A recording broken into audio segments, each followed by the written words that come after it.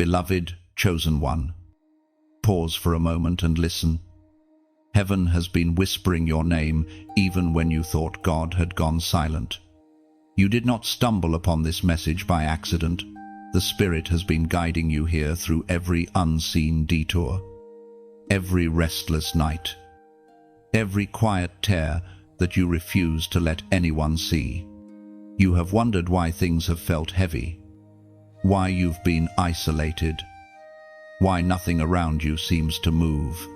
But what if I told you that silence was not abandonment, it was protection? There were moments when you begged for answers and heard nothing. You thought heaven had turned its face away. But in truth, the silence of God has been your strongest shield. He was not ignoring you. He was intercepting the attacks you never saw, while you thought you were standing still. Angels were surrounding your steps, forming an invisible barrier around your destiny. The silence you misread as rejection was actually divine interference, God preventing the wrong voices, the wrong hands, and the wrong timing from touching you. You see, protection does not always come with noise. Sometimes heaven protects you in stillness. The miracles you don't see are often the ones that saved your life. When your plans fell apart, it was because they were never built to carry your anointing. When people walked away, it was because they couldn't go where God was taking you next. He removed them not to punish you, but to purify your atmosphere. Every closed door was mercy in disguise. You are not forgotten. You are hidden under divine covering until the appointed time.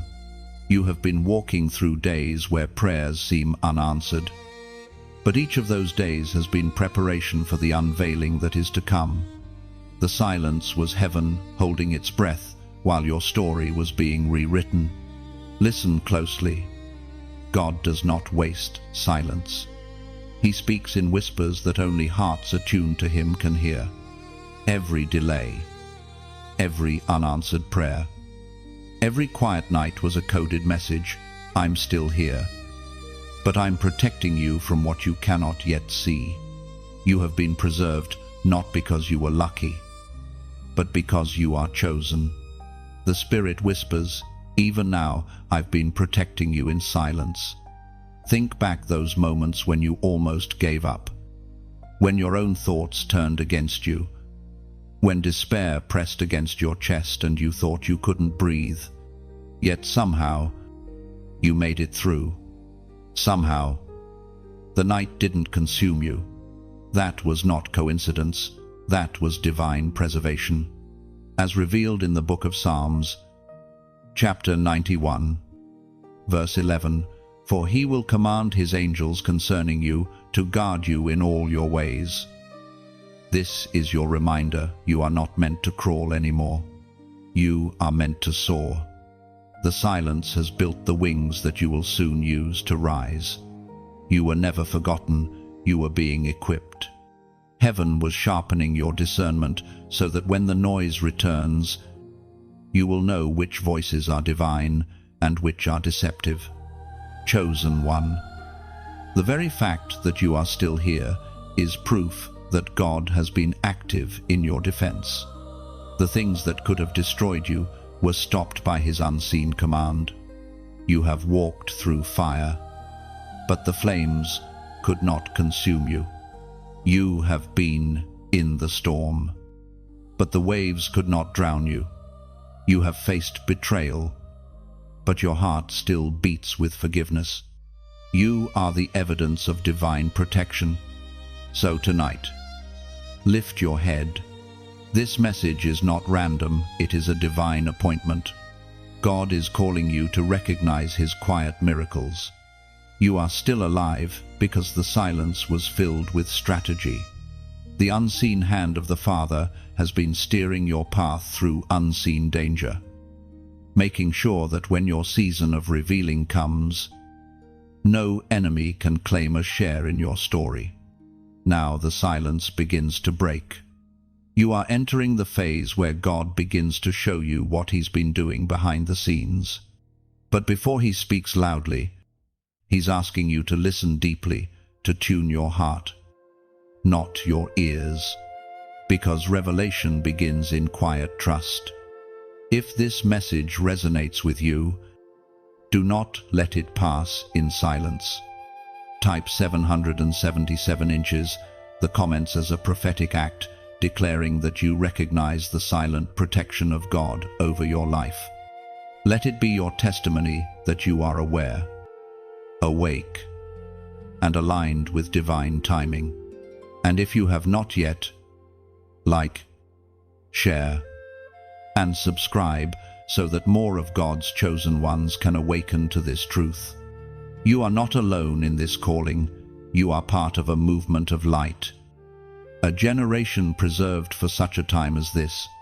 Heaven has been silent because it was busy saving you. Now, heaven speaks again. Listen, chosen one. The silence was never the absence of my love. It was the shelter of it. You've walked through valleys where your own strength failed you. Yet you stand here still. You may not realize it, but the air around you carries the evidence of unseen battles fought for your soul. There are moments you should not have survived, choices that should have destroyed you, accidents that should have ended everything, but somehow, something greater intervened. You've been preserved not by chance, but by a divine defense system built around your name. In the unseen realm, the enemy has plotted against you more times than you can count. He has studied your patterns, whispered lies into your thoughts, and tried to manipulate the cracks in your heart. But each time he reached for you, something stopped him. Each time he prepared a snare.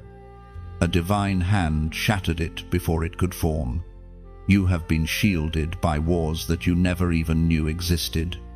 You've felt pressure, yes, but you've never felt the full weight of the attacks that were aimed at you.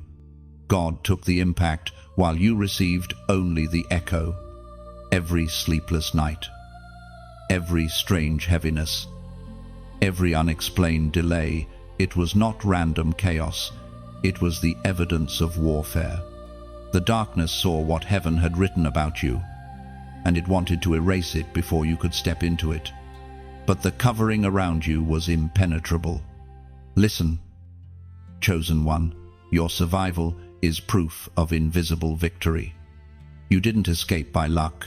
You were delivered by decree. There were moments when you felt like you were losing your mind. But even then, angels surrounded you like a wall of fire. They carried out silent missions in your defense, canceling the contracts of destruction before they could mature. You are the result of intercession that began long before you were born. Generations before you prayed prayers you never heard, and those prayers became shields that still stand today. The enemy has tried to strike you from every angle, emotionally, mentally, spiritually, but he cannot break what God has already claimed. There is something sacred about being the target of unseen battles. It means you are marked with purpose. It means heaven sees you as valuable territory. You have something inside you that hell fears, something that threatens the dominion of darkness itself. Every attack against you was not just an attempt to hurt you, it was an attempt to silence the voice you carry, the message you were born to release. You have felt heaviness, confusion, and despair, because those are the weapons the enemy uses when he cannot touch your destiny directly.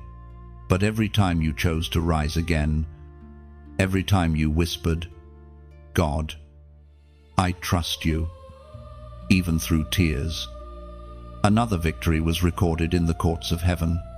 As the ancient writings in the book of Deuteronomy, chapter 20, verse 4, declare, "For the Lord your God is the one who goes with you to fight for you against your enemies to give you victory." Every hidden battle has had one outcome: your protection. You may not have seen the swords clashing or the shields lifted, but heaven's armies have been fighting on your behalf. The same God who delivered Israel from the Egyptians has been parting unseen seas for you, even when you didn't notice. There have been times when your own prayers couldn't form words, when your strength collapsed and you simply sighed. That sigh became a signal in the spirit, a cry that activated divine defense. Heaven doesn't need eloquence, it responds to faith. Even when your faith was flickering, even when all you could do was whisper his name, the armies of God took their positions. Think about that. You've been protected from things you'll never even know about, from accidents you didn't see, betrayals that never reached you, spiritual attacks that were aborted before they began. Every time you thought you were unlucky, you were actually being rescued. Every delay that frustrated you was God buying you time while he handled something behind the curtain. The unseen war for your life has already been won many times over. That is why you can stand today with peace, even after what you've endured. You were not just protected from destruction, you were preserved for destiny. And though you've walked through fire, you carry no smell of smoke. You've been shielded by grace, invisible to human eyes, but undeniable in its results. So, when you feel heaviness come again, remember this: not every battle is yours to fight. Sometimes, your only job is to stay still while heaven wars for you. Sometimes, silence is the sound of God handling what would have broken you. You've been kept alive for a reason, and that reason is greater than your pain. The very forces that tried to destroy you have now become the stage upon which God will reveal his power. Every arrow that missed you will testify that you were never alone. The protection you didn't understand was divine proof that your life carries eternal significance. The next time you sense a strange stillness, don't panic. Remember, he's fighting for you again. And once more, victory is already written in your favor. There were seasons, chosen one, when heaven went quiet. You prayed and nothing stirred. You asked for signs, but the sky gave no reply. You questioned your worth, your faith, your very place in God's plan. The silence stretched like a wall around you, and you began to wonder if perhaps you had been forgotten. But listen carefully now. God's silence has never been his absence. The quiet seasons are sacred ones. They are not punishment, they are purification. When God goes silent, he is not stepping away, he is stepping closer, drawing you into a depth of trust that words could never create. He is training your spirit to recognize his presence even when you can't feel him. Because faith that depends on feelings will always falter. But faith that endures through silence becomes unbreakable. The greatest revelations are born in the quiet. It's in silence that prophets are refined, kings are prepared, and chosen ones are separated from the crowd. God does not always speak through thunder. Sometimes he speaks through stillness. He allows the noise around you to fade so that you can finally hear the rhythm of his heartbeat. You remember those nights, the unanswered prayers, the weight in your chest, the confusion that settled like fog. You asked, God, why won't you speak? But he was speaking through patience, through waiting, through every moment that forced you to lean on faith instead of confirmation. The silence was not a void, it was an invitation to trust him beyond evidence. You thought you were abandoned, but you were actually being anointed. You thought heaven forgot you, but heaven was finishing the masterpiece of your character. When God hides his voice, he amplifies his purpose. He doesn't stop working, He simply works in ways you cannot see yet. The soil doesn't hear the seed's growth, but one day, the roots push through and fruit appears. Chosen one. Silence is a language of maturity. It teaches you to depend not on signs, but on surrender. You cannot hear divine strategy when your heart is cluttered with noise. That's why God silenced everything, so that when He finally speaks, His voice will be unmistakable. You may not realize it, but even in the silence, heaven was aligning events, moving people, shifting seasons, preparing hearts. The delay you hated was the construction site of your destiny. Had God spoken earlier, you might have moved too soon, trusted the wrong person, or settled for less. The silence was saving you. The Spirit reminds us through the book of Lamentations, chapter 3, verse 26. It is good that one should wait quietly for the salvation of the Lord. Those words are not a suggestion, they are an invitation into divine rhythm. Waiting quietly is not weakness, it is worship. When you choose peace instead of panic, you declare that God is still in control even when you can't see His plan. Every time you stayed faithful in silence, every time you worshipped without answers, you were building something eternal. The silence was the furnace that strengthened your foundation. It separated you from superficial faith and drew you into unshakable relationship. You began to understand that God's timing is not a denial, but a design. The waiting is not wasted, it's woven into your preparation. There is a holy beauty in hiddenness. God often hides His chosen ones before He reveals them. Like Moses in the desert or David in the field, He takes you away from the noise so that He can tune your heart to His frequency. You are not being overlooked, you are being refined for the next revelation.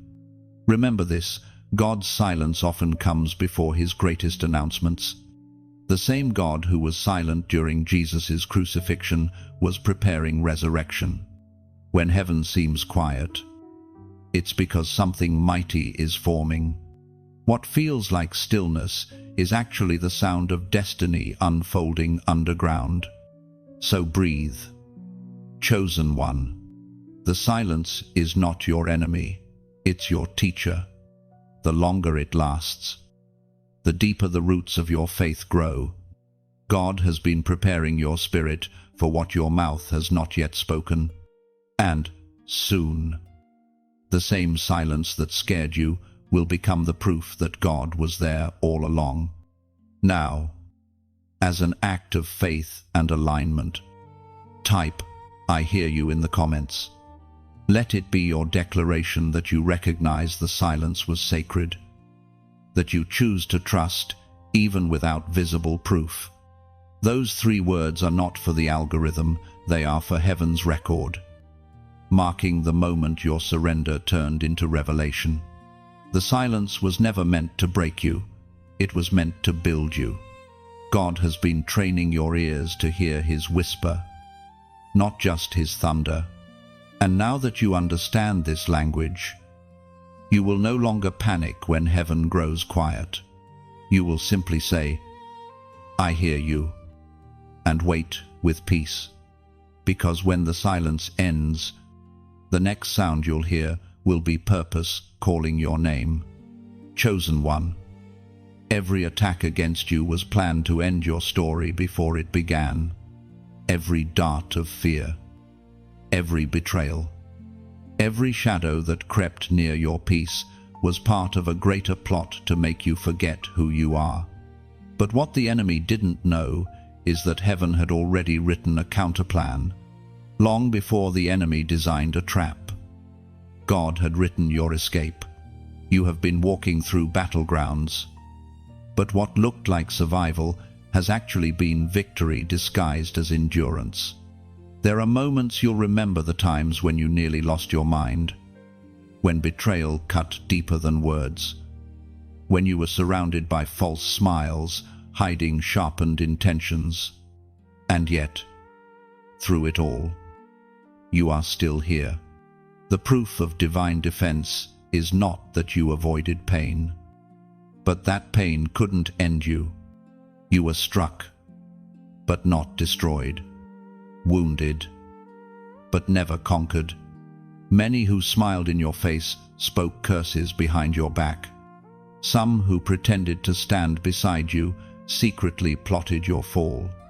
But heaven intercepted their schemes. Conversations held in darkness were dismantled before they could manifest. There were hands raised against you that suddenly froze. There were doors that closed because God refused to let harm reach you through them. You thought rejection was punishment. It was protection.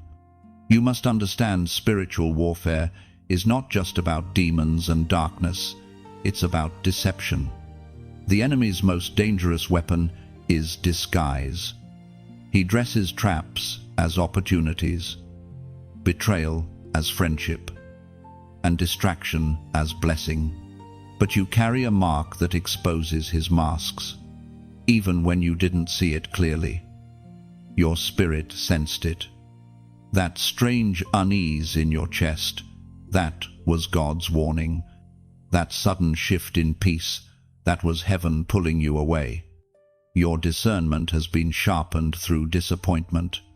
Every person who turned against you became a lesson in spiritual sight. You began to see beyond words and appearances. You learned to feel when something wasn't aligned with your purpose. That sensitivity you once saw as weakness is actually your greatest strength. It's your radar in battle. The truth is, you have been walking through war zones disguised as workplaces, relationships, and daily routines. The enemy doesn't always come with horns and fire. Sometimes he comes in smiles and promises. Yet, every time he reached for you, something unseen stood between you and destruction. God has built a barrier that no darkness can cross. The Spirit reveals this mystery through the book of Isaiah. Chapter 54, verse 17. No weapon that is formed against you shall prosper, and every tongue that rises against you in judgment you shall condemn. That verse is not poetic comfort, it's divine legislation. It means that nothing crafted against your destiny can survive contact with your calling. You are not just protected, you are defended by decree. The moment an attack is formed, heaven already drafts its defeat. That is why some things fell apart before they began. The weapon formed, but it failed. Look back and see the evidence, the deals that collapsed at the last moment, the friendships that broke before they could betray, the paths that seemed perfect but suddenly closed. You may have mourned those endings, but heaven was cheering because each of them was a trap disarmed. God saw what you could not. He saw the storm waiting ahead, and he rerouted you before it struck. Chosen one, there are no coincidences in your life. Every delay, every denied opportunity, every person who vanished unexpectedly, they were all part of the invisible shield. You have been living under the mercy of a God who intervenes quietly but completely. His protection doesn't always look like rescue. Sometimes it looks like loss. Understand this truth deeply. Divine protection doesn't mean absence of battle. It means assurance of victory. You will still walk through fire, but the flames will refine you instead of consuming you. You will still stand in storms, but the waves will lift you instead of drowning you. The purpose of warfare is not to destroy you, it's to reveal what cannot be broken within you. Every failed attack was a revelation of your anointing. The enemy doesn't waste energy on the insignificant. His interest in you proves your influence. You are not being targeted because you are weak, you are being targeted because you are powerful. Hell attacks what heaven anoints, and still In every assault, you have been surrounded. You've never fought alone.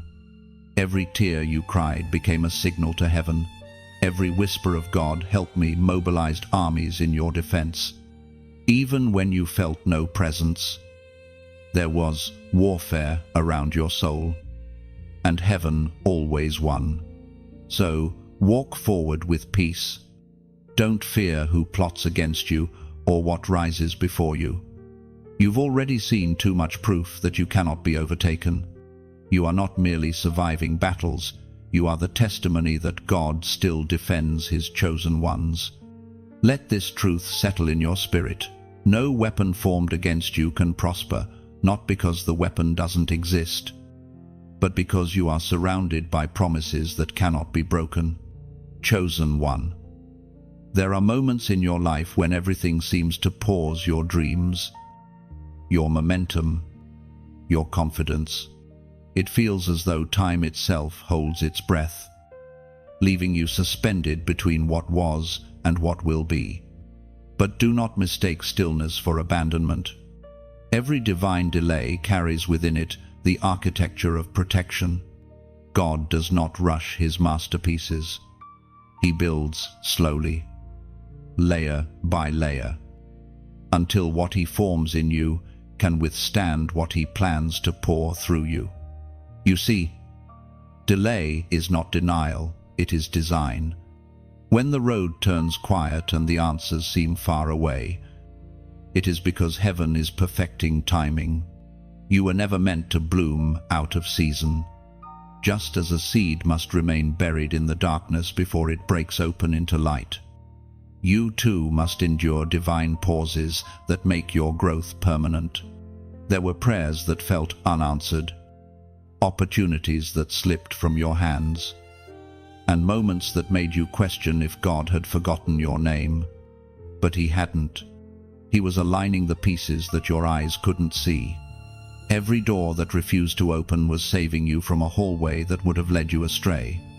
Every "not yet" from heaven was a whisper saying, "You deserve more than you're asking for." Delay refines faith. It dismantles impatience, molds humility, and teaches trust that cannot be shaken. You were never waiting in vain. You were waiting in preparation. The waiting is the proving ground of every chosen one. It is the place where hearts are tested, motives are purified, and strength is built in silence. Think of the ocean. Chosen one. The tide withdraws before it surges again. That moment when the waves pull back is not a retreat, it's a gathering of strength. Your life has mirrored that rhythm. What felt like loss was simply God gathering the tide, building momentum for the wave that will soon carry you forward. The scriptures confirm this mystery in the book of Habakkuk, chapter 2, verse 3. For the vision is yet for an appointed time, though it tarry. Wait for it, because it will surely come. It will not delay. That verse is not just prophecy, it is a promise. What God began in you will not be abandoned mid-story. The delay is proof that the promise is alive, growing roots beneath the surface of your current understanding. Every pause has a purpose. Heaven never wastes waiting. In delay, God hides his chosen ones from premature exposure, just as a sculptor covers his unfinished statue. Heaven covers you until the masterpiece is ready.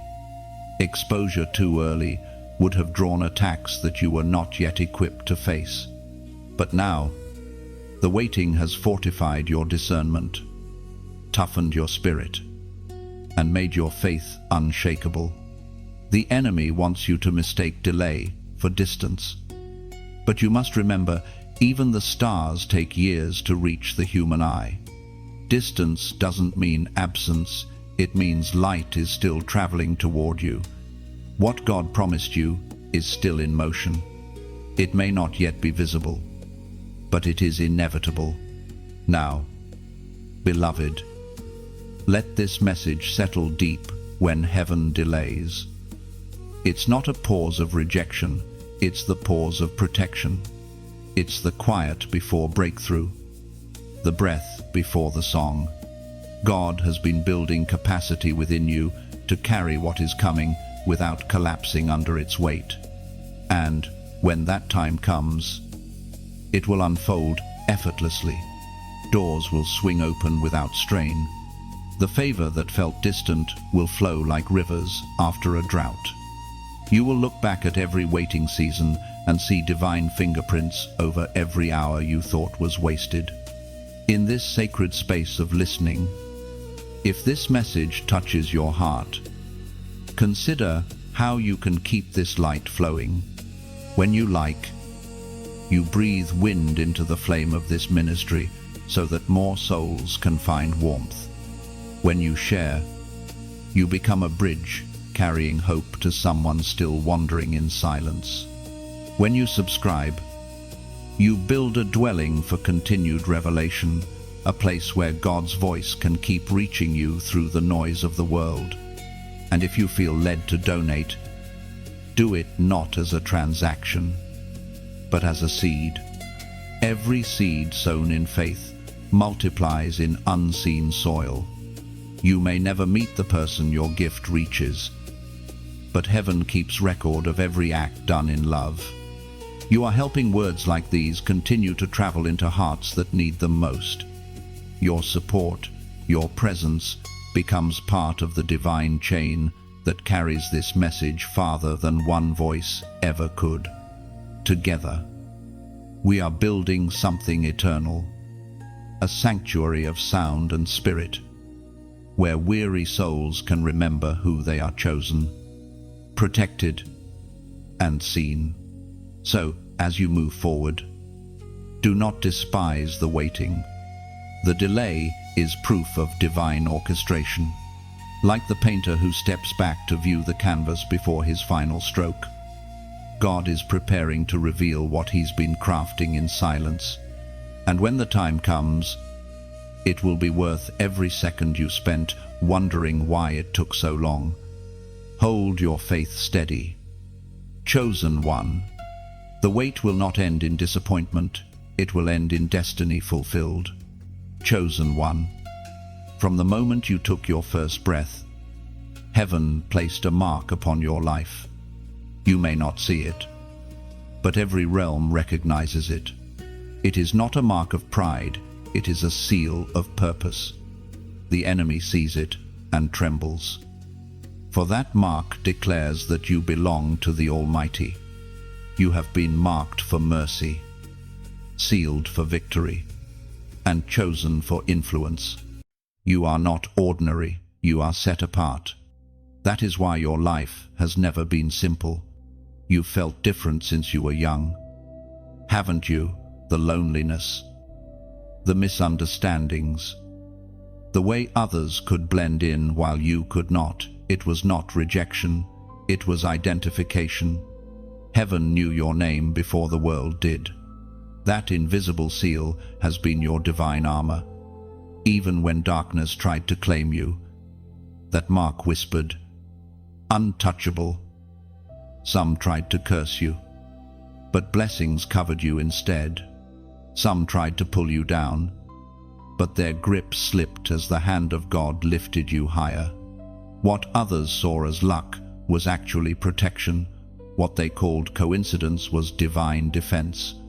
Every narrow escape, every unexpected mercy, every moment you were spared, it was the evidence of that invisible mark. When the storms came, you were not spared from the rain, but you were covered from destruction. You were chosen not because of perfection, but because of purpose. The seal on your spirit says, "This one carries my name." Heaven recognizes it, and so does hell. That is why the enemy's attacks have been relentless. He cannot unmark you, but he tries to make you forget that you are marked. You have to remember the chosen life attracts both favor and warfare. You are not being attacked because you are weak. You are being attacked because you are powerful. The enemy attacks potential before it matures. He knows that once a chosen one awakens fully, nothing in his kingdom can stop them. The scriptures remind us of this divine truth in the book of Ephesians, chapter 1, verse 13. And you also were included in Christ when you heard the message of truth, the gospel of your salvation. When you believed, you were marked in him with a seal, the promised Holy Spirit. That seal is your evidence. It is the stamp that hell cannot counterfeit. When you walk into rooms and people feel something different about you, it's not arrogance, it's anointing. When others are drawn to your presence or intimidated by your peace, that's not coincidence, it's the reflection of divine ownership. You are walking proof that God places his mark on those he calls his own. Chosen one. That mark is why you've been preserved through storms that took others out. It's why your light irritates the darkness in people who haven't yet found healing. Your presence exposes spirits that hide in silence. You are a walking reminder that the power of God still resides in human vessels. Sometimes that calling feels heavy. You've looked around and wondered why your path feels so different. Why nothing comes easy. Why isolation seems to follow you. But you are not being punished, you are being prepared. When God marks you, he separates you. You cannot walk like the rest because you are not built like the rest. You have been chosen to carry what others could not bear. Think of the mark as a crown, invisible to the world, but radiant in the spirit. It cannot be removed by failure or faded by time. You may stumble, you may fall, but the mark remains. The seal of the Spirit does not vanish because of weakness, it strengthens you through it. That is why, even in your lowest moments, something within you still reaches for light. It is the mark pulling you upward. You are heaven's evidence on earth. You walk through fire, but come out refined. You endure isolation, but emerge anointed. You experience warfare, but remain undefeated. That is the paradox of the chosen, wounded yet still radiant. Shaken yet still standing. Marked yet still humble. You are not hidden to be forgotten. You are hidden to be revealed at the right time. Just as a king's crown is forged in fire and shaped in silence. Your identity is being polished by process. Every hardship you've endured has added weight to your authority. You are not losing, you are being equipped. So the next time you feel unseen, remember the unseen seal on your spirit. You carry heaven's signature. Angels recognize it, and demons retreat because of it. You walk with divine ownership stamped upon your destiny. Now, as an act of acknowledgement and faith, type 9,999 inches, the comments. Let that number be your declaration that you recognize the mark of God upon your life. When you type it, you're not just engaging, you're aligning. You're saying, I know who I am, and I know who I belong to. Heaven pays attention to such declarations. You are not ordinary. Chosen one. You are sealed, protected, commissioned, and, though the road has been lonely, the seal ensures that you will never walk unaccompanied. Heaven travels with you, even through the shadows. Walk boldly, because you carry a mark that cannot be erased.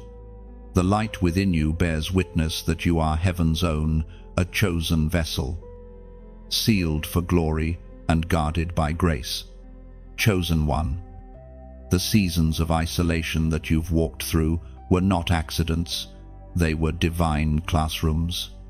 God took you away from the crowd not to punish you but to prepare you.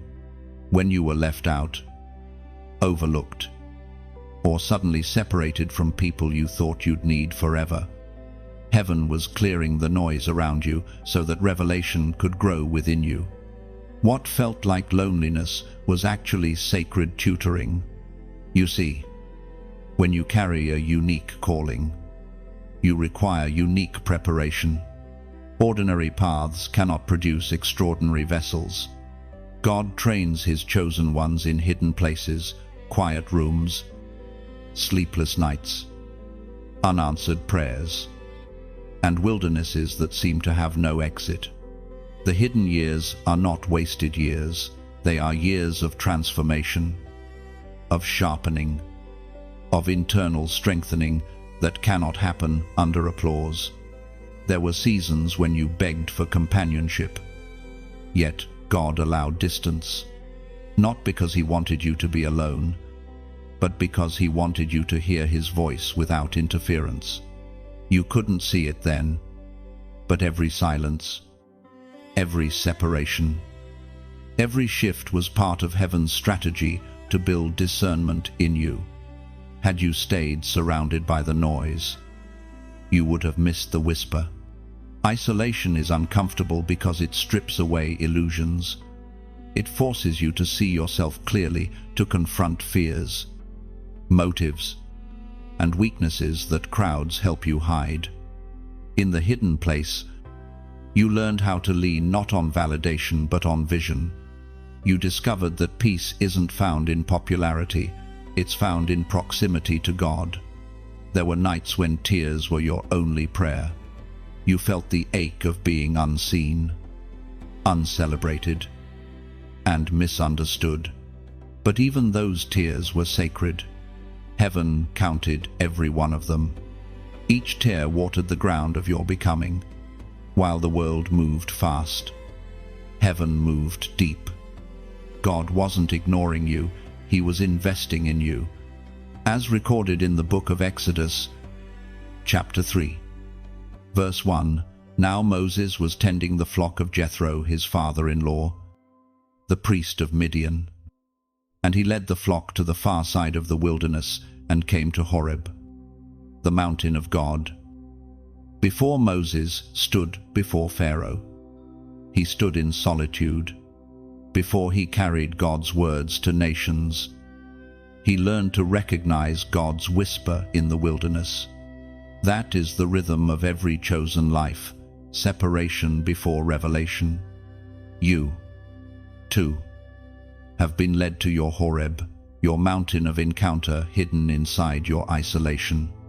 You may not have realized it, but the wilderness changed you. It taught you to find joy without confirmation, strength without applause, and purpose without permission. You began to understand that divine calling doesn't need validation from men, it needs obedience from you. Those quiet seasons revealed who truly belonged in your circle. When the lights went out and the noise faded, the faces that remained were the ones sent by God. Everyone else was allowed to drift away, because not all companions are meant for every chapter. Some were scaffolding necessary for construction, but temporary by design. When their purpose was complete, God removed them so the structure of your soul could stand on its own. Isolation also taught you how to hear your own heartbeat again. The world trains us to listen outward to opinions, trends, affirmations, but God teaches his chosen to listen inward, where his spirit resides. That's why he silenced the outer world for a while. He wanted you to rediscover his voice within you. And though it felt like exile, it was really preparation for elevation. Just as an eagle isolates itself on a high rock to shed its old feathers before it soars anew, you were separated so that your strength could be renewed. God stripped away what you no longer needed: old mindsets, wrong attachments, fear-based habits, so that nothing could weigh you down when it was time to rise. The wilderness became your proving ground. You learned endurance, faith, and silence. You learn to fight battles not with noise, but with prayer. You learn to wait, not as a victim, but as a vessel under construction. The isolation birthed intimacy. The quiet gave birth to clarity. Do you remember when you thought no one saw you? Heaven did. The same God who watched Moses in the desert watched you in yours. Every hidden season has been documented in eternity's archive. The reward for isolation is revelation. The one who learns to sit alone with God will one day stand before many on his behalf. So do not resent the solitude anymore.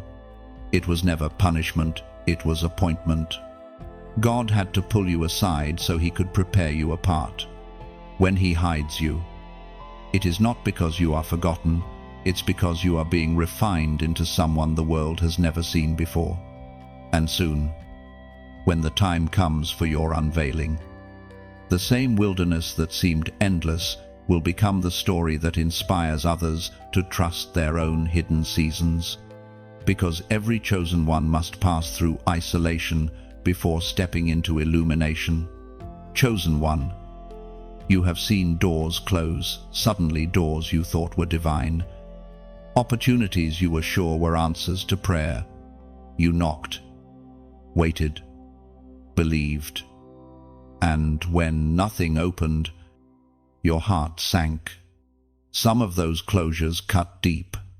You questioned if you had misheard God, if your faith was too weak, if your timing was off. But listen, heaven never shuts a door without purpose.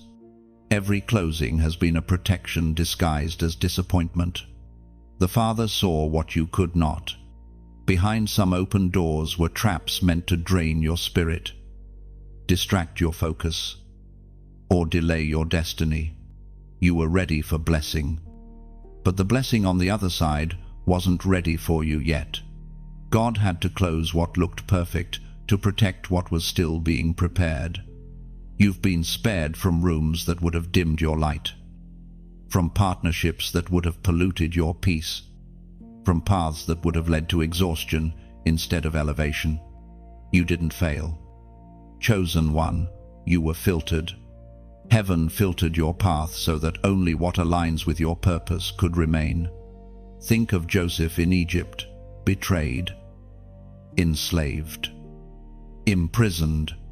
Each door that closed on him seemed cruel, yet every closing pushed him closer to the throne. What felt like rejection was actually redirection. You've been living that same story in your own quiet way. Every no has been a compass.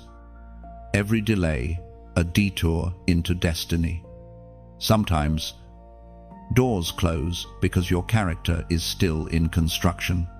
God will not let you step into rooms that your current mindset can't sustain. He will not bless you prematurely because premature blessings can crush unprepared vessels. So he waits. He works on you while he works on what you've been praying for. He refines your motives, humbles your heart, and strengthens your resilience so that when the right door opens, you can stand in it without stumbling. The ancient words recorded in the book of Revelation, chapter 3, verse 7 still echo today. What he opens no one can shut, and what he shuts no one can open. That verse is not just a declaration of power, it is a promise of precision. When God shuts something, it's final. When he opens something, it's secure. You don't need to knock on what he's closed, nor fear losing what he's opened. Divine authority stands guard over your timeline.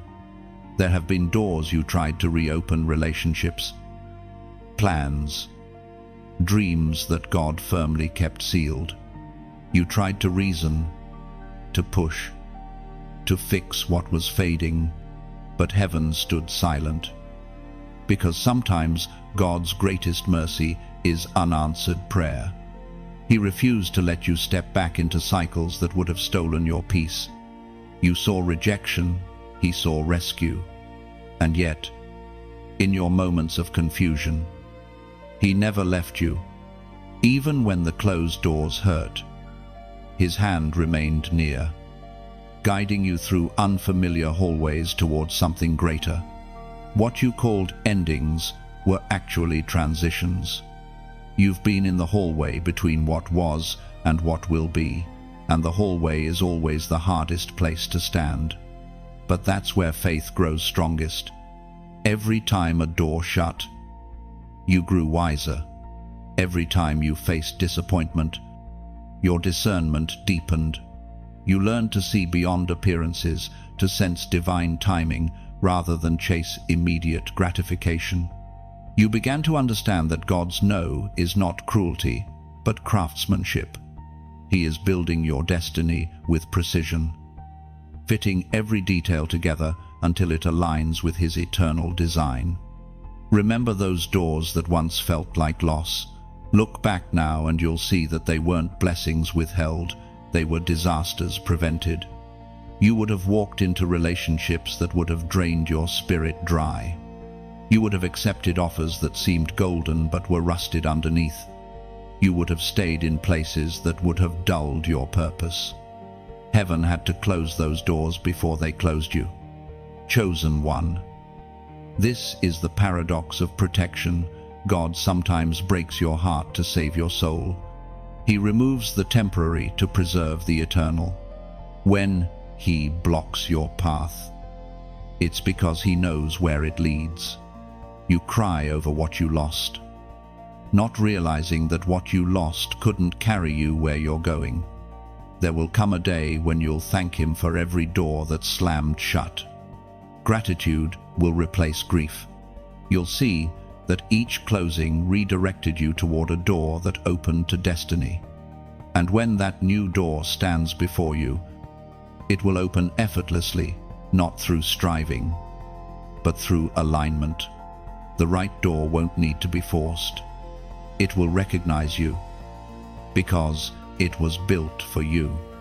It will swing wide, not by might or manipulation, but by divine timing. And when it opens, the waiting, the wondering, and the heartbreak will suddenly make sense. Until that day, walk with confidence. Closed doors don't mean God has stopped moving. They mean He's moving differently. Keep your spirit calm in the hallway. Keep your hands open, your heart soft, and your faith steady, because the same God who closes doors to protect you will soon open ones that no force of darkness can shut. Chosen one. Before every rising, there must be a breaking. Before every unveiling, there must be a season of undoing. You have walked through days where everything that once held you together began to fall apart. Plans, relationships, identities, expectations. You looked at the pieces of your life scattered across the ground and wondered how something once so full of promise could end in silence and dust. But here, this breaking is not the end. It is the doorway to becoming. The vessels that carry great anointing must be broken before they can pour. You have been through shattering not because you were weak, but because you were being prepared to hold more. God could not pour new glory into an unbroken vessel. Pride, fear, doubt, and old identity had to crack away so that what remained could carry divine power without leaking purpose. There were nights when you cried out, "Why me?" and heaven whispered, "Because I trust you."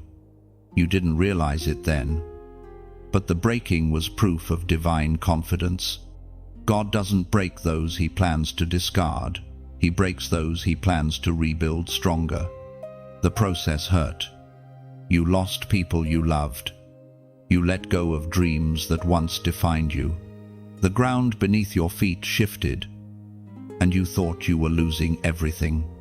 But in truth, you were losing nothing eternal. God was taking from you only what could not go where you're going. It is written in the book of Jeremiah, chapter 18. Verse 4, "But the pot he was shaping from the clay was marred in his hands, so the potter formed it into another pot, shaping it as seemed best to him." The potter's hands never leave the clay. Even in breaking, you have felt pressure. Yes, but that pressure was purpose molding you. Every disappointment became a reshaping. Every heartbreak became a redefinition. You were being formed again, stronger, purer, and more aligned with destiny than before.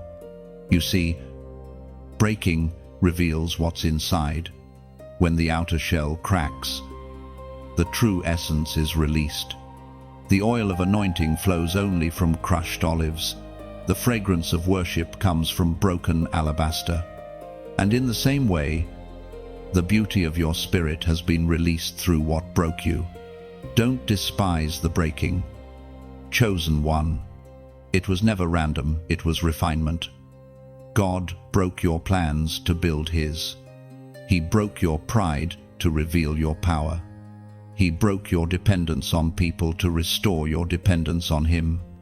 Every crack became a channel for His light to shine through you. Think of gold. It must be melted before it's molded. The fire that felt unbearable was not meant to destroy you, but to remove impurities that dulled your brilliance. You've been refined through loss, purified through pain. And now, what remains is something indestructible, faith that does not waver, hope that does not fade, love that does not break. Breaking is not failure, it's formation. Flowers bloom only after the seed breaks open in the soil. Without the breaking, there is no growth. Without the storm, no rainbow. Without the cross, no resurrection. Your breaking has birthed empathy. You understand pain now, not as a curse, but as a calling. You can recognize wounds in others because you've carried your own. You can speak healing because you've lived through hurt. You can lead others out of darkness because you've been there and found light. That is the mark of the chosen, those who are broken enough to become whole in God's hands. Chosen one. You are not who you were before the breaking. And that's the miracle. You have changed in ways that even you don't fully understand yet. The pieces that once defined you have been rearranged into a new creation, stronger, wiser, softer in heart, but sharper in spirit. You are now able to stand where others fall, to love where others hate, to forgive where others hold grudges. That is the fruit of holy breaking. When you look back, you'll realize that what you thought was the end was actually the beginning of your true becoming. The tears you shed were watering seeds of greatness. The pain you carried was shaping purpose. The silence that followed your cries was heaven crafting your story behind the scenes. And now, as you rise from the ashes of what was, there's something heaven is asking you to declare aloud, a simple phrase of surrender and trust. Type, "I still rise" in the comments below. Let it be your testament, your signature of faith. You are not declaring perfection, you are declaring perseverance. You are saying, even in the breaking, I will not bow to despair, I still rise. When you write those words, something shifts in the spirit. Heaven records it as faith in motion. You're no longer identifying with the broken pieces, you're identifying with the masterpiece emerging from them. So lift your head. Chosen one. You survived the shattering. And now it's time to shine. The breaking didn't destroy you, it revealed the divine within you. Chosen one. The silence is lifting. The season you thought would never end is beginning to make sense. Heaven is unfolding the mysteries of the quiet years, the hidden work that took place while you were waiting, weeping, and wondering if your prayers had vanished into the air. You are standing at the threshold where revelation meets remembrance, where you finally begin to see why God stayed silent. Every unanswered prayer was answered differently. Every detour was a design. You didn't lose time, you were being positioned. The reason heaven seemed distant was because God was building something so sacred, so precise, that words would have distracted you. When heaven works in silence, it's because the work is delicate. He wasn't ignoring you, he was protecting the blueprint. You remember those long nights, don't you? When the only sound was your heartbeat echoing in the dark, you thought nothing was happening. Yet roots were spreading beneath your feet. Faith was growing. Unseen but unstoppable. You were being transformed from the inside out. You learned to rely on presence, not performance, on faith, not feelings. That was the true miracle, the remaking of your soul, as revealed through the book of Romans, chapter 8, verse 28. And we know that all things work together for good to those who love God, to those who are called according to his purpose. All things, not just victories, but failures too. Not just blessings, but burdens. Every silence, every storm, every tear has been working in symphony toward your destiny. God has been composing your story like a master conductor. Every pause, every crescendo, every sudden rest, all serving the melody of purpose. You see, revelation often arrives not as a loud shout, but as a quiet knowing. One morning, you simply wake up and realize it all had to happen this way. The betrayals that broke you taught you boundaries. The delays that frustrated you taught you patience. The silence that frightened you taught you trust. Heaven doesn't waste pain, it recycles it into wisdom. The revelation of your silent years is that you were never waiting on God, he was waiting on your readiness. Like a teacher who gives a test only when the student has learned, he waited until your spirit matured enough to carry what he had prepared. Now, the lessons learned in darkness will illuminate others still walking through it. You've been refined into a lantern, glowing with empathy, carrying the kind of strength that only comes from surviving storms.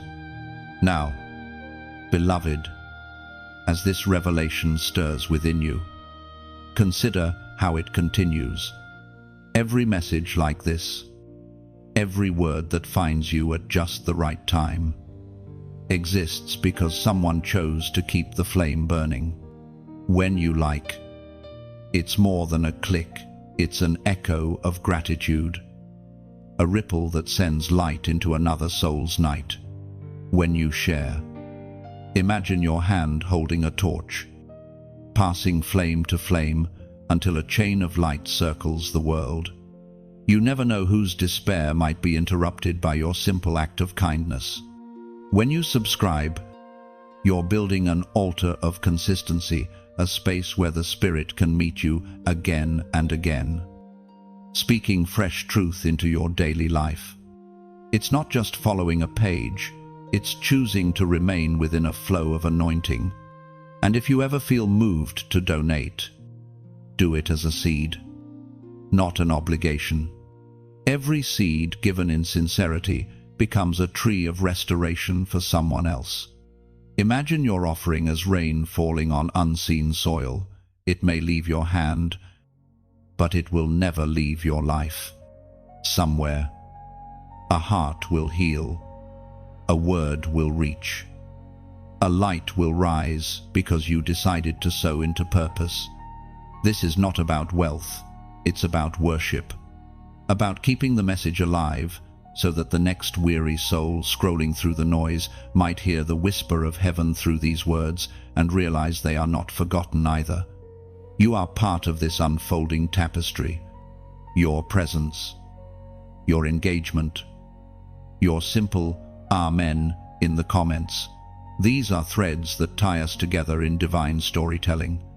This is how heaven's voice continues to echo through time, through technology, through one willing heart to another, chosen one. The silence has always been leading here to revelation, to purpose, to partnership.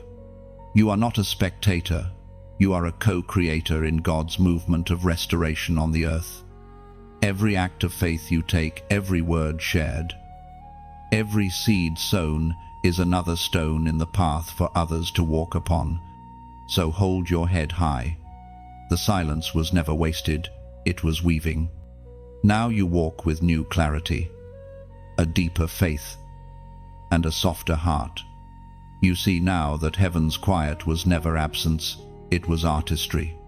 And as you step forward, may every like, share, subscription, or gift you offer carry not obligation, but love like petals released into the wind, trusting that the breath of God will guide them where they're needed most. You are part of something holy, something larger than yourself. You were never waiting for God to move, He was waiting for you to awaken. Chosen one. Heaven is calling you to attention because the time of preparation has passed, and the mantle is waiting. You have endured the silence, the shaping, the stripping, and the storms, every tear, every test, every hidden year has led to this moment. The mantle of your next assignment hovers above you, ready to rest upon your shoulders. It is not given by human hands, but placed by divine appointment. A mantle is not just responsibility, it is recognition. It signifies that heaven has found you faithful in the hidden places. You were watched not in your victories, but in your valleys. You were tested when no one was clapping, and you stayed true when walking away would have been easier. The mantle is heaven's well done, spoken through purpose. You have been walking in training all this time. The way you've loved, even when it hurt. The way you've forgiven, even when they didn't apologize. The way you kept showing up. Even when your heart was tired, all of it was evidence of readiness. Now, heaven is saying, it's time. But know this, with every mantle comes both weight and wonder. The mantle carries authority. Yes, but also responsibility. It doesn't make you greater than others, it calls you to serve them better. The world sees glory, but heaven sees stewardship. The power resting on you must always flow through humility. Remember Elijah and Elisha, the sacred passing of one mantle to another. It was not a moment of applause, but of surrender. Elisha didn't chase fame, he chased faithfulness. He followed Elijah through drought, through mockery, through silence, until the day came when the mantle fell. And when it did, the same fire that once guided the prophet now burned in the student, as declared in the second book of Kings, chapter 2, verse 13. He picked up the cloak that had fallen from Elijah and went back and stood on the bank of the Jordan. That act, simple, quiet, yet eternal, marked the moment of transformation. The student became the successor. The journey of following became the journey of leading. In the same way, your persistence has brought you to this threshold. The cloak of your next calling is falling toward you, woven with threads of endurance, faith, and obedience. But before you receive it fully, you must understand what it requires. A mantle cannot rest on divided hearts. It cannot dwell in bitterness or pride. It demands purity, surrender, and courage. You have already been refined through pain. Now you must be anchored by purpose.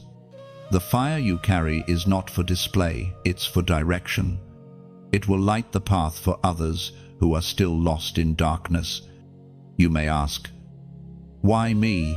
And heaven answers, "Because you did not quit." The mantle does not rest on the most talented, the loudest, or the most visible. It rests on the most faithful. You have proven, even unknowingly, that you can be trusted with more.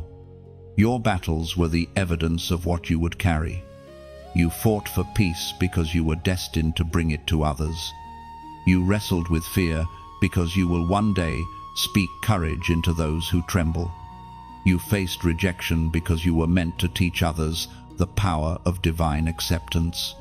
Everything you endured has qualified you. The mantle awaiting you is not just spiritual, it's generational. It carries the weight of those who came before you and the hope of those who will come after you. You are a bridge between what was and what will be. Through you, old prayers will find fulfillment and new visions will take root. And yet, do not rush this moment. Receive it with reverence. Let your heart bow before it, before your hands reach for it. Because once you wear it, life will change. The same light that lifts you will also expose you. The mantle draws both admiration and attack, both honor and testing. You must walk clothed in grace, not ego. Chosen one. You will feel its weight at first, a holy heaviness pressing against your spirit. But soon it will begin to fit, like something you were always meant to wear. You will recognize the authority not in how loudly you speak, but in how peace surrounds you when you do. You will notice doors opening not because of striving, but because of presence. And when others ask you what changed, you'll know it wasn't a new blessing, it was the unveiling of what had been forming all along. The mantle does not arrive from outside, it rises from within. It is the outward manifestation of an inward transformation. This is why the waiting mattered. This is why the silence lasted. This is why the pain was permitted. Everything was preparation for this entrustment. Heaven is not improvising, it is fulfilling prophecy. So now, stand still for a moment. Feel the weight of destiny resting upon your shoulders. The mantle is not light, but it is right. You were born to wear it. You were trained to bear it. And through you, others will remember that the call of God is not for the perfect, but for the willing. Let the fire fall. Chosen one, the mantle has found its rightful place. Chosen one, now that the mantle has found you, heaven whispers one more command: trust again. You have carried the weight of betrayal, the sting of disappointment, and the ache of unanswered questions. You've learned how to survive, but now God is calling you to live again, to trust beyond fear, to believe beyond what you can see. Because faith is not proven by victories, it's proven by surrender. Trust is the hardest lesson for those who have been chosen. You've been through too much, haven't you? You've seen promises delayed, friends turn cold, prayers echo without reply. Your heart built walls to protect itself, and those walls became both armor and prison. But the Spirit says, it's time to open again, because the same faith that sustained you through storms must now carry you into sunlight. God doesn't ask you to trust because He needs validation. He asks you to trust because He wants partnership. He can move mountains with a word, but He chooses to move through your obedience. He can calm seas in an instant, but He chooses to teach you how to walk on them. You've been in seasons where trust felt impossible. You saw doors close and assumed it was rejection. You prayed for healing and felt only silence. But even then, He was working. You were not being ignored, you were being instructed. Trust is forged in the fire of uncertainty. And though that fire burned away comfort, it left behind pure faith, faith that no disappointment can destroy. The sacred words written in the book of Proverbs, chapter 3, verse 5, speak this eternal truth: trust in the Lord with all your heart and lean not on your own understanding. That is the essence of divine partnership. Lean not on what you think, on what you see, on what you fear. Trust is not blind, it is spiritual sight. It's choosing to believe that the unseen is more real than the seen, that heaven's timing is better than your planning, that God's silence is still full of speech. Every time you trusted despite confusion, heaven recorded it as worship. Every time you said, I don't understand, but I still believe, the kingdom of darkness trembled, because trust is warfare. It breaks the chains of doubt and aligns your will with God's. Chosen one. Trust is not weakness, it's warfare disguised as peace. When you choose to rest instead of panic, when you stay still instead of forcing outcomes, you're demonstrating spiritual authority. You're saying, God, you are still in control. That declaration shakes realms more than any shout. You've learned how to fight, but now you must learn how to flow. Trust is the bridge between the two. It takes strength to fight, but it takes surrender to flow. And flowing is harder for those who have had to survive.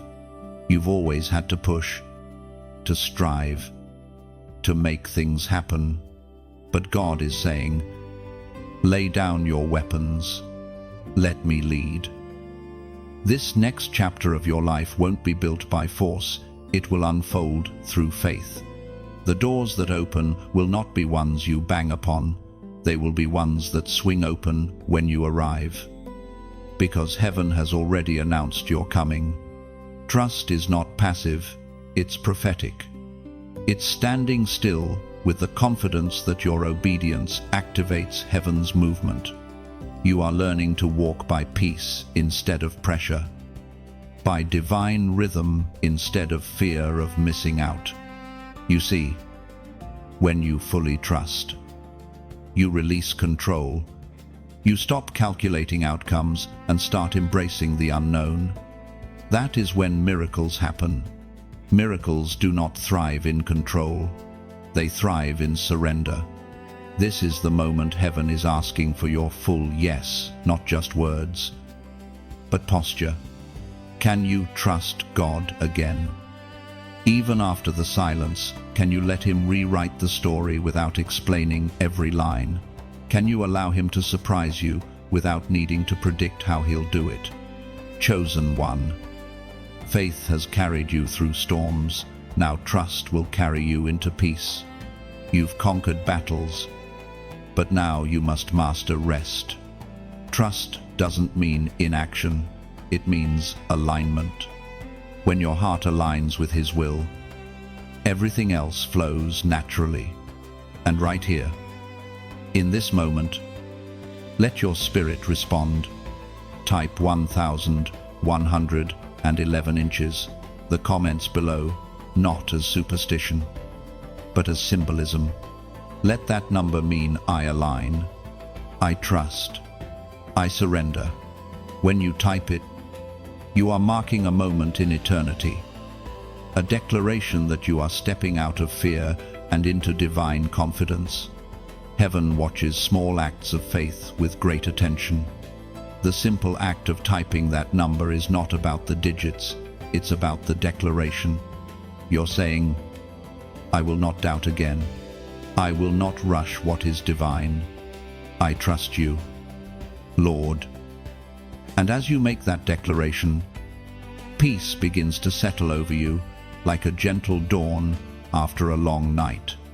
You realize that trust is not about knowing, it's about resting.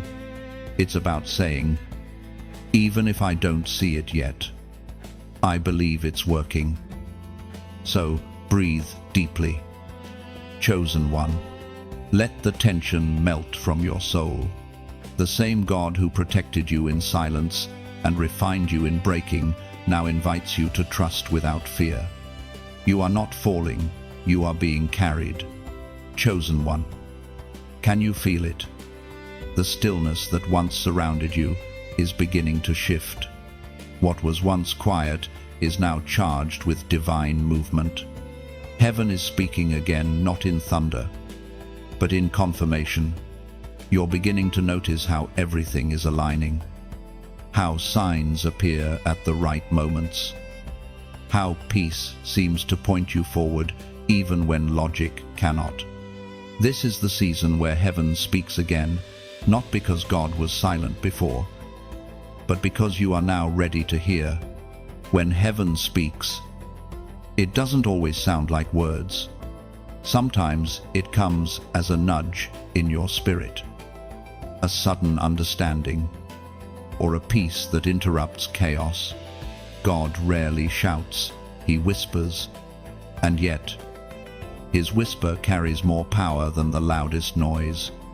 You are learning this now, the art of spiritual hearing. The awareness that his voice often rides on stillness. You once begged for direction, but now you've learned to discern it. You no longer chase voices, you wait for truth. That's maturity, when you trust his timing so deeply that you no longer panic during pauses. You've begun to understand that revelation has rhythm, and that rhythm flows best in rest. The season of silence taught you how to listen. Now the season of revelation will teach you how to respond. Heaven does not speak to entertain curiosity, it speaks to awaken obedience. Every instruction you receive is an invitation into partnership. God doesn't reveal things so you can simply know. He reveals them so you can grow. There will be moments ahead where you'll sense a sudden stirring, an inner conviction that tells you, go here, or wait now, or speak this. Those are not random thoughts, they are divine signals. The spirit that once comforted you in pain is now guiding you toward purpose. The same voice that whispered peace in storms will now whisper strategy in stillness. The scriptures affirm this eternal mystery through the book of Isaiah. Chapter 30, verse 21. Whether you turn to the right or to the left, your ears will hear a voice behind you, saying, this is the way, walk in it. Is detected. That is the nature of God's communication, personal, precise, and purposeful. He doesn't speak for attention, he speaks for alignment. His voice always leads to peace.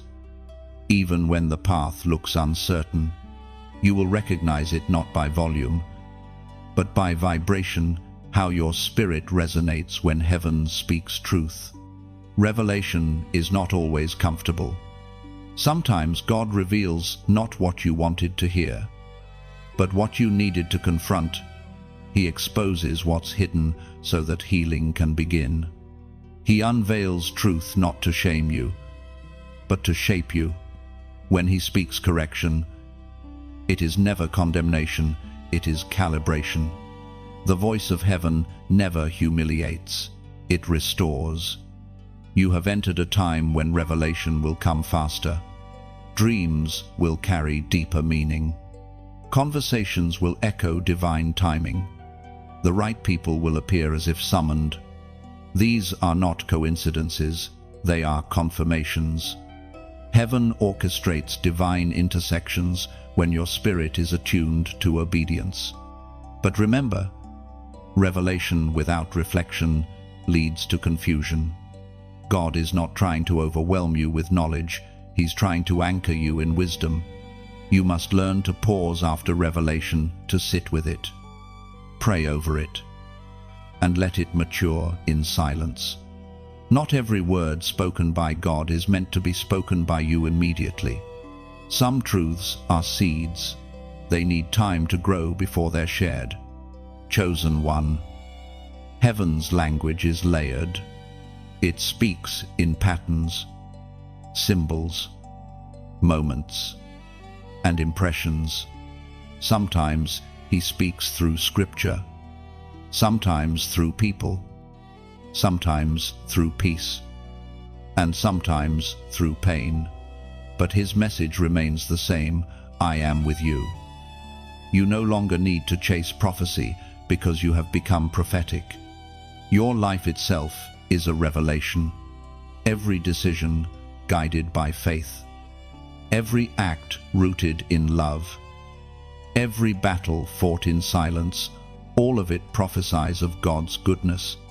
You are living proof that heaven still speaks to those who listen.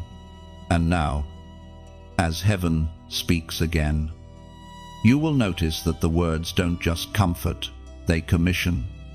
They send you out. You are no longer in the classroom, you are stepping into the field. The lessons learned in silence are about to be used in service. The revelation you receive now will not just feed you, it will feed others through you. Do not fear this responsibility.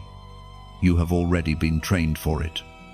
The same voice that once said, "Be still," now says, "Go forth." Every instruction you obey will open a new layer of understanding. Every act of faith will unlock fresh revelation. Heaven's conversation with you will no longer be one-sided.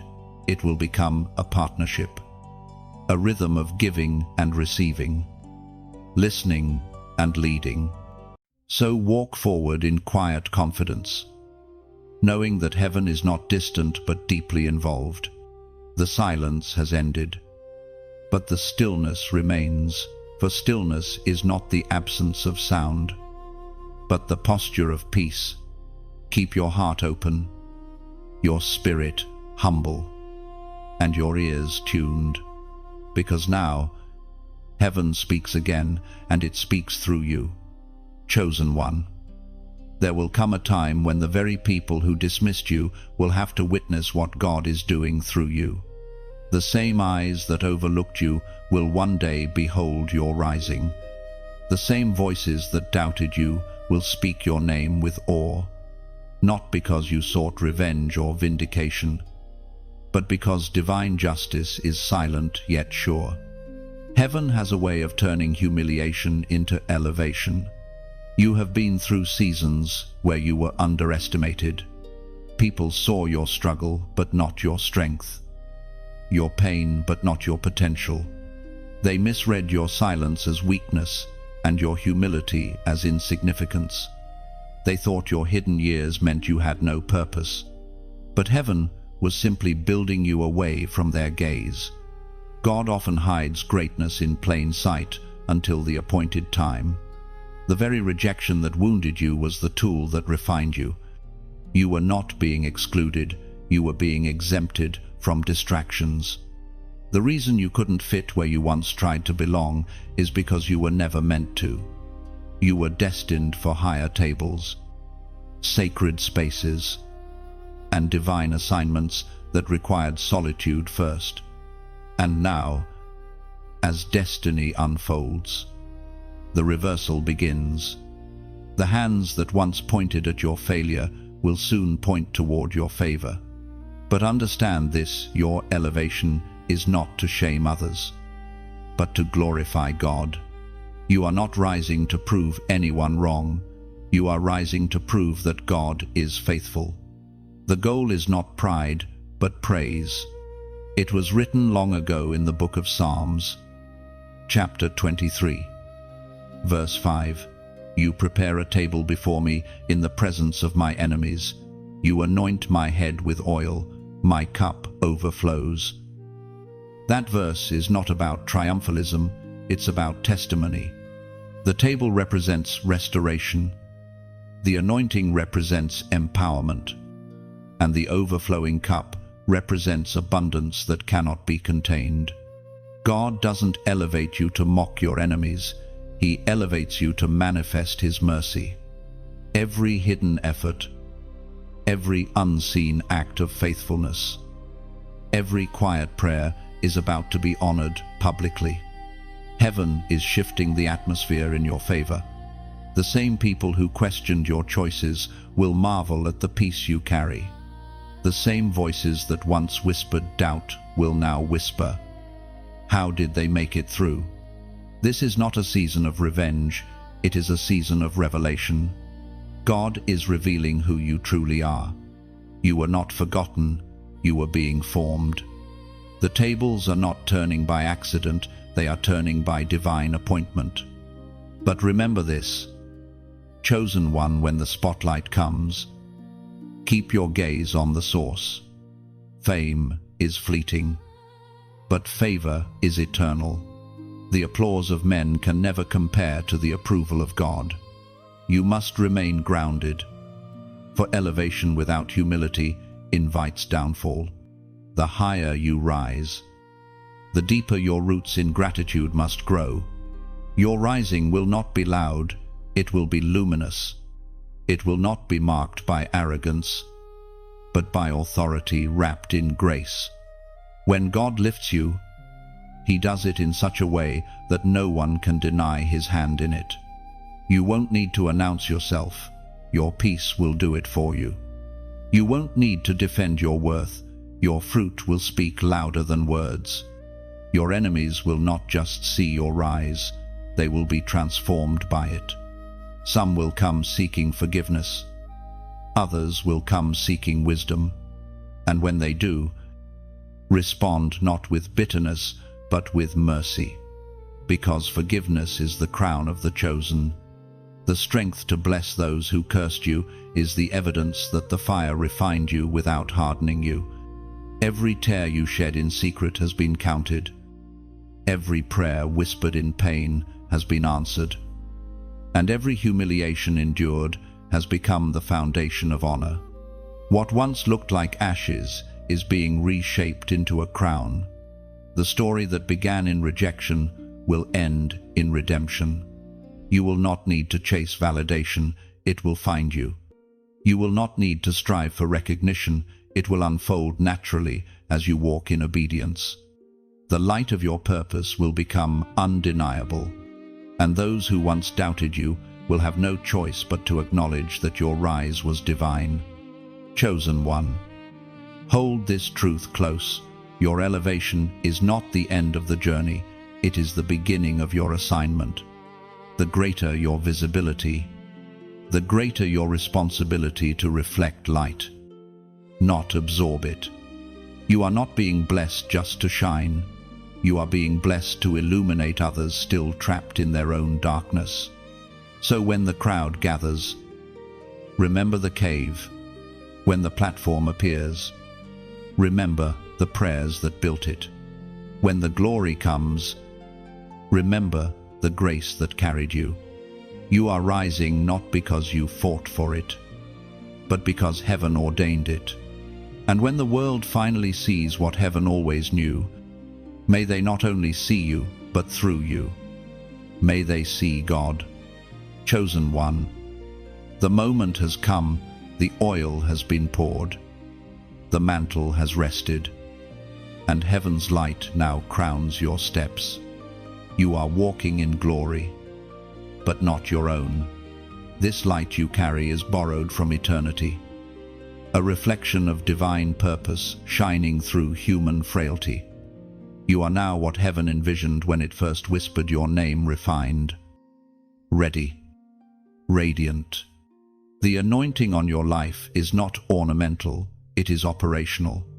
It moves through you like fire through gold, purifying, transforming, awakening. When you speak now, your words carry weight. When you move, atmospheres shift. You are no longer the wounded soul you once were. You are a torchbearer, marked to ignite hope in places long left cold. But remember, chosen one, the anointing is not a trophy, it is a trust. You are a vessel, not the source. The power that flows through you must always flow back to Him. The crown you wear is not for display, but for duty. It is both halo and harness, glory and gravity. In Scripture, when the prophet Samuel poured oil upon David, the boy did not rise to a throne immediately he returned to the field. That is the divine paradox of anointing exaltation through service. The oil chooses those who are willing to bow lower, to serve deeper, to love harder. The higher you rise in purpose, the gentler your spirit must become. Chosen one. Before every new dawn, there comes a final night, a quiet space where God calls you to separate once more, not to isolate you, but to finalize your alignment. This is the season of the final separation, the holy divide between what was and what must now be left behind. You cannot walk into your next glory carrying what once belonged to your old season. Every transformation requires release. Just as a snake must shed its skin to grow, so must your spirit shed its old layers, habits, relationships, mindsets that no longer fit your divine identity. It is painful, yes, but necessary. Some things that once comforted you now confine you. Some people who once walked with you can no longer keep pace. Separation is never cruelty. When it is commanded by heaven, it is clarity.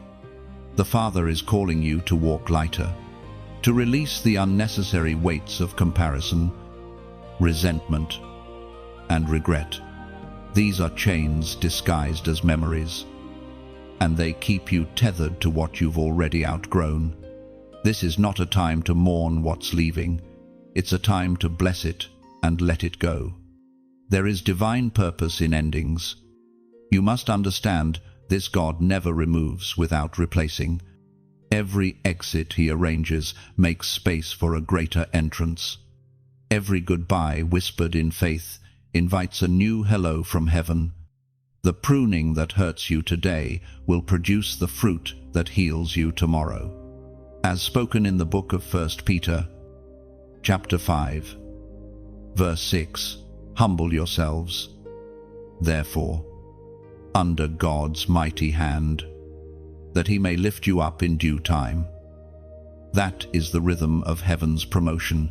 It lifts those who kneel. The world climbs ladders, heaven raises altars. You are being lifted not because of ambition, but because of alignment. You chose surrender when others chose status. You chose obedience when others chose opportunity. And now, the oil runs freely. There is a glow about you now that cannot be hidden. People sense peace when you enter the room, not because you are flawless, but because you are faithful. The fragrance of your faithfulness lingers long after you leave. You have become a living psalm, a melody of mercy written by unseen hands. But hear this: beloved, glory demands stewardship. The same oil that blesses can burn if mishandled.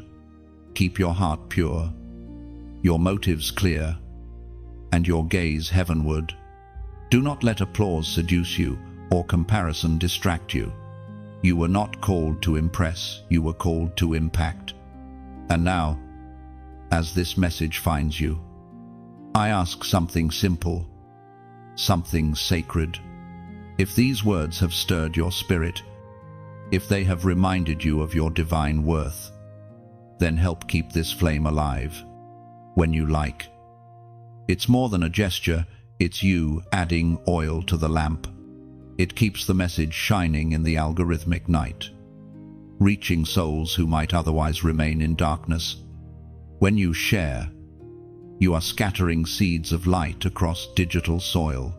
You become a modern-day messenger, carrying the same hope that once reached you to someone still searching for a sign. When you subscribe, you are choosing to stay near the fire, to continue learning, growing, and walking alongside others who hear heaven's call. You're saying, keep the light burning. I want to be part of what God is doing here. And if you ever feel led to donate, let it be your offering, your way of saying, I believe in this work. Donations are not mere transactions, they are ripples of transformation. They allow this voice to echo further, reaching hearts that may never hear a sermon but will hear this message. Every seed you sow becomes a spark that ignites another life. Even a comment, a few words from your heart, matters deeply. Take a moment and leave your reflection below. What part of this journey has touched you most? Your words might be the confirmation someone else is praying for.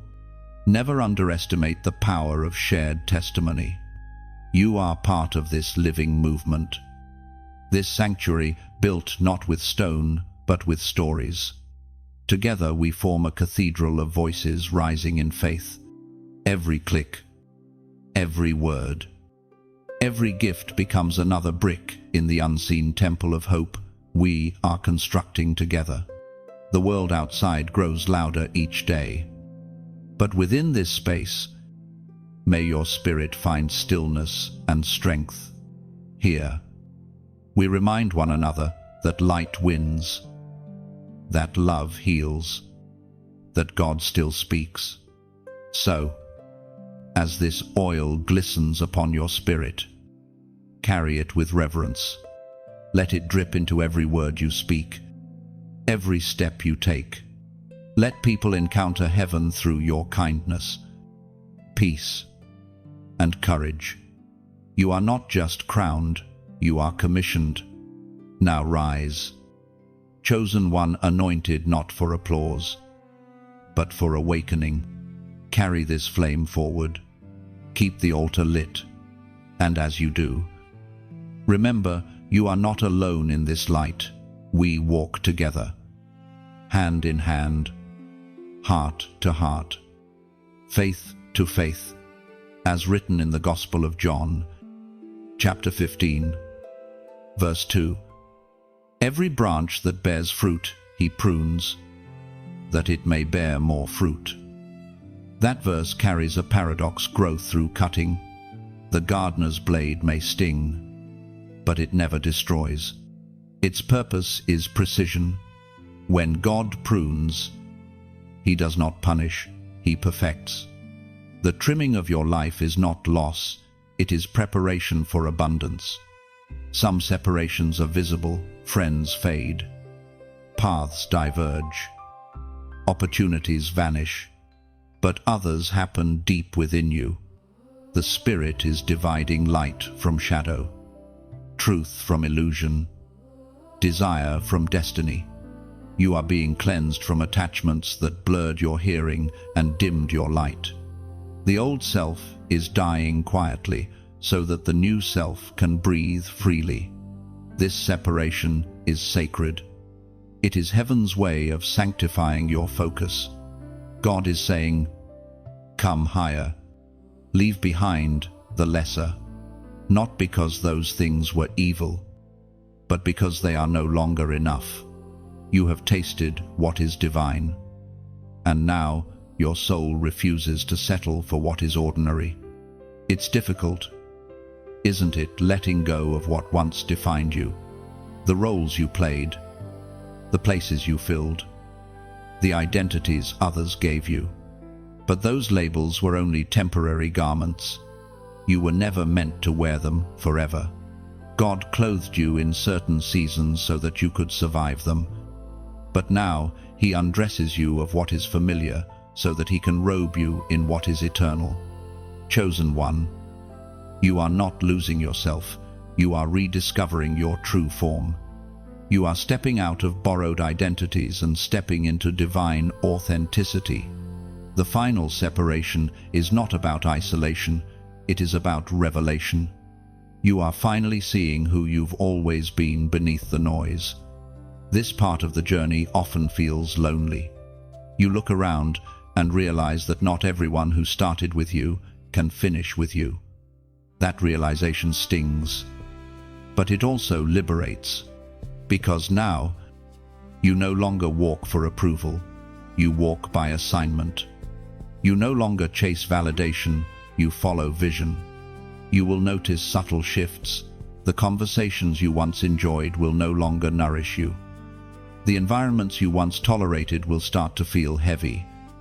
The distractions that once entertained you will now feel hollow. That's not dissatisfaction, it's discernment. Heaven is detoxing your spirit from what no longer serves your calling. The closer you move to destiny, the quieter the crowd becomes.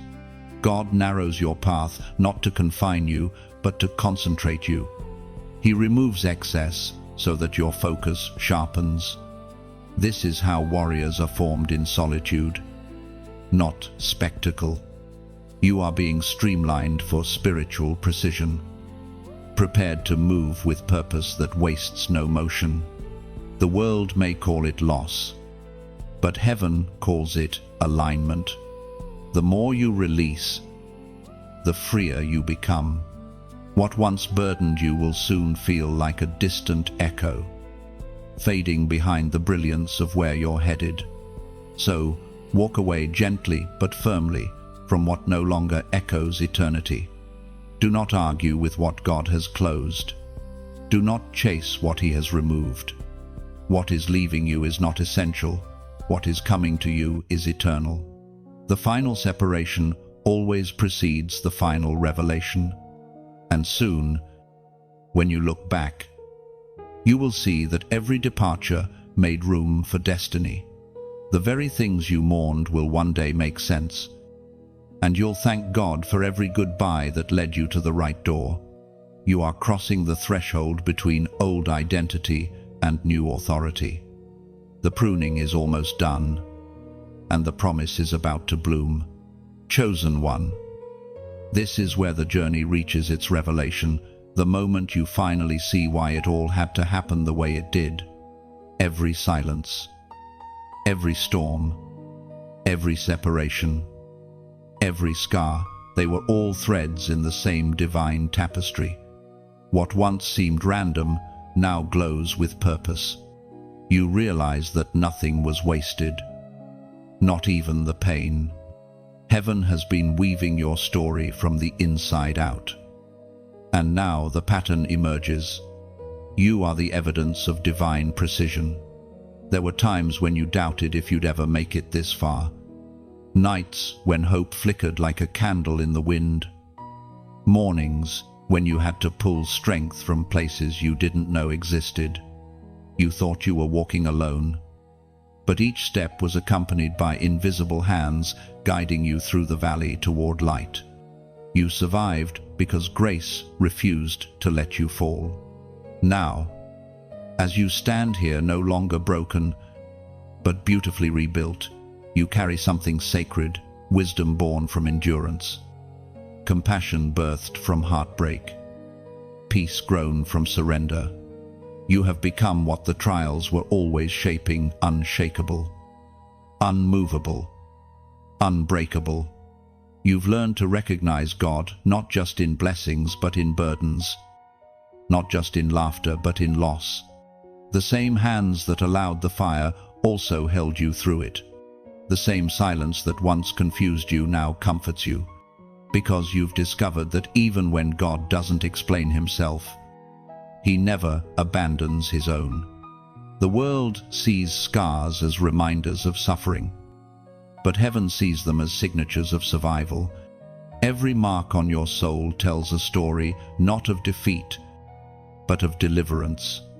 You've become a living testimony that grace can rebuild what pain tried to destroy.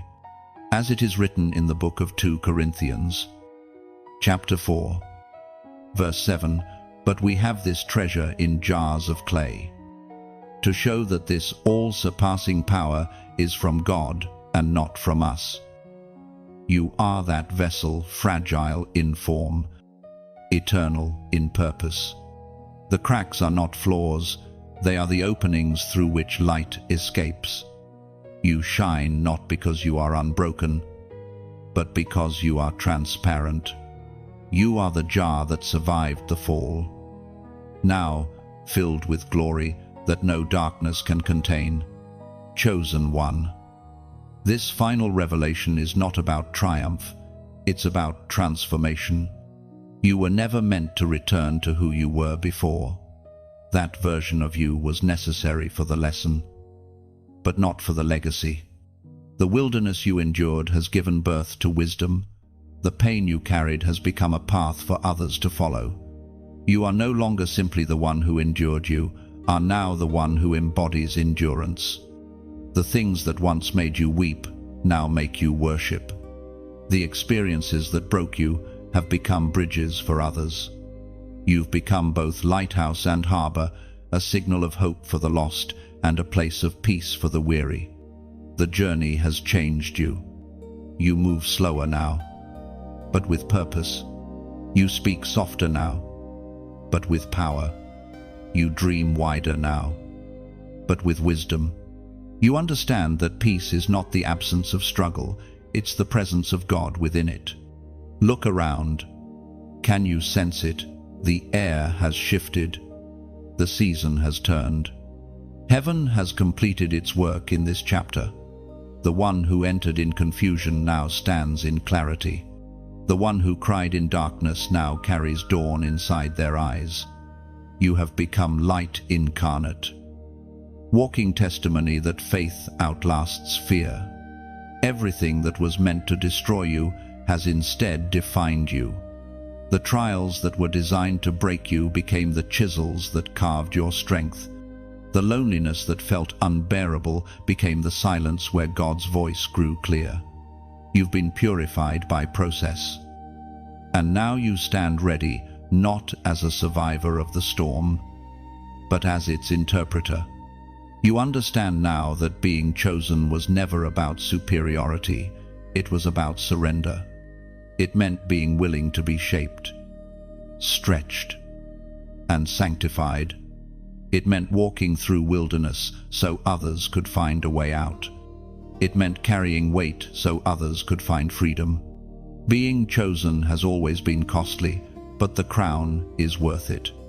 You are now entering the era of purpose fulfilled. The battles behind you have built the foundation beneath you. The light within you will draw those still wandering in their night. And as you move forward, you will not need to chase destiny, it will recognize you, because you have become what it was waiting for. This is what it means to be unshakable, not that storms stop coming, but that you no longer fear them. The winds may roar, but they cannot uproot what is planted by divine design. You will walk through future fires, not as a victim, but as a vessel of flame. Every challenge ahead will only reveal new dimensions of your strength. Chosen one. Heaven has finished its sculpting, and now it steps back to admire what it has formed. The masterpiece is complete, not perfect, but powerful, not flawless, but faithful. You have become the reflection of divine endurance. Proof that grace can turn ashes into armor. Now walk forward, unbreakable. The journey has not ended, it has only begun. You are stepping into the continuation of your calling, carrying with you everything heaven has deposited in secret. You are ready for what comes next, for you have been refined by what came before. And when people look at you and ask how you made it, you will smile softly and say, "Because God never stopped holding me, even in silence." Chosen one, you have reached the end of this journey, but not the end of your becoming. Every word that has met your spirit in these sections was never written for coincidence, it was written for confirmation. Heaven has whispered through every line, you are seen, you are chosen, you are protected, you are prepared. The path behind you has refined you, and the one ahead of you now awaits your steps. You are no longer walking as the wounded, you are walking as the awakened. The silence taught you to listen. The storms taught you to stand. The separation taught you to see. And the revelation taught you to soar. You are ready now. Not because everything makes sense, but because your faith no longer depends on explanation. Carry this message within you like an ember that never dies. When darkness approaches again, remember what was spoken here. Remember that you are the vessel heaven has chosen to move through this world with quiet authority and radiant peace. You are light walking in flesh, proof that divine purpose never fails, even when life feels uncertain. Now, before this moment closes, take a deep breath and reflect on what has awakened in you. What stirred? What healed? What shifted? Share it below. Your comment might be the spark that reignites someone else's hope. Every story you tell becomes a seed, and somewhere, someone will find faith through your words. If this journey has spoken to you, don't let it end here. Like this message, not just as an action, but as an acknowledgement that truth has found you. Share it so that another soul, scrolling in silence, might stumble into the same divine reminder you just received. You never know whose breaking heart could be mended by a single act of compassion. And if you haven't yet, subscribe, not out of obligation, but as a declaration that you want to stay near the sound of heaven's voice. This space was created to keep that voice flowing, to reach, to heal, to awaken. Chosen one, may your days ahead be marked by grace, your nights filled with rest, and your path lit by the peace that passes all understanding. You are not just reading a message, you are becoming one. The world is waiting for your light. Go and let it shine.